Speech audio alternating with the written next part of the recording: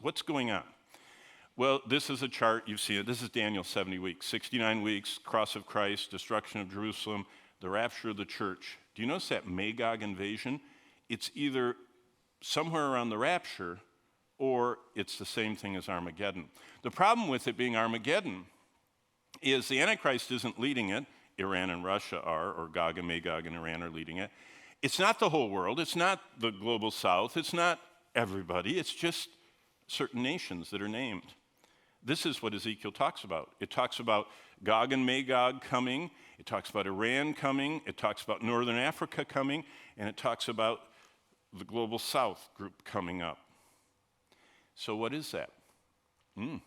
It could be what is coming with this Iranian attack. And it could be, if Ezekiel 38 and 39 happens, it's not America that saves Israel. Israel is sorely, almost defeated.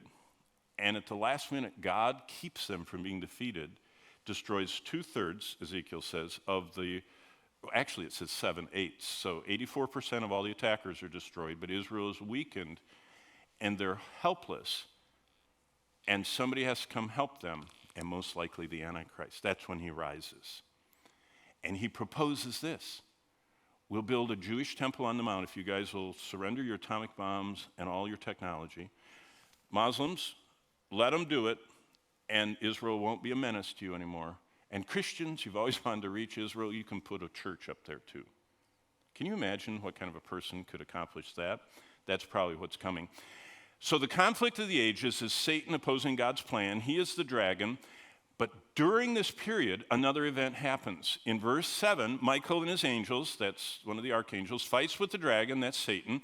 And the dragon and his angels fight, but they don't prevail. And the dragon is cast out. Cast out of where? Heaven. What does Satan do? He appears before God. Do you remember the book of Job? He comes up and accuses Job. Satan gets to come in front of the throne of God and accuse Christians.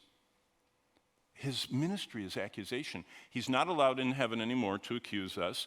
And so it says that he is cast to the earth and his angels are cast out with him. So earth, Satan and his demons are confined to earth. That's when the really bad part of the tribulation starts. God displays saints that overcome. Verse 11, people are actually getting saved through the 144,000, through the 2 witnesses. And they get saved, they overcome, the Antichrist by the blood of the Lamb and the word of their testimony, and they don't love their lives to the death. Overcoming doesn't mean you don't get hurt. It means you're triumphant to the end. And so they're martyred. That takes us to chapter 13, and we only have 5 minutes, but it's amazing because this is just the Antichrist you've heard so much about.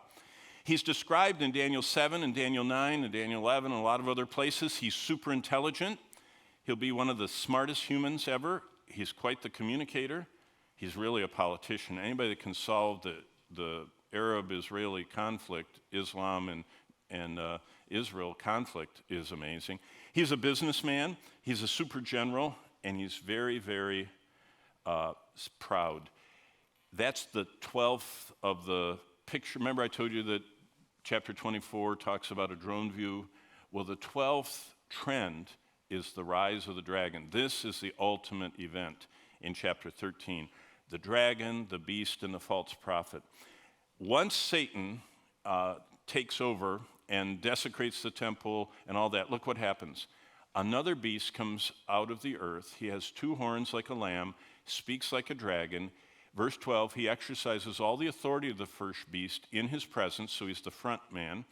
He causes the earth and those who dwell it to worship the Antichrist, whose deadly wound was healed. Someone tries to assassinate the Antichrist. And the whole world, remember, is watching on Facebook Live or Snapchat or whatever they're watching, Twitter or whatever.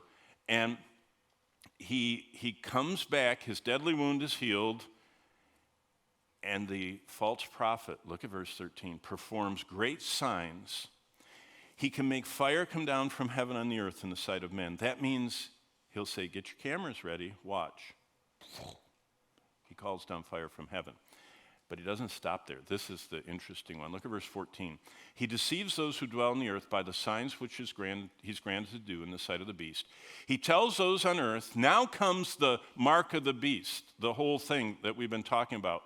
He tells those on earth to make an image to the beast who was wounded by the sword and lives. So this is in the midpoint of the tribulation. This event takes place.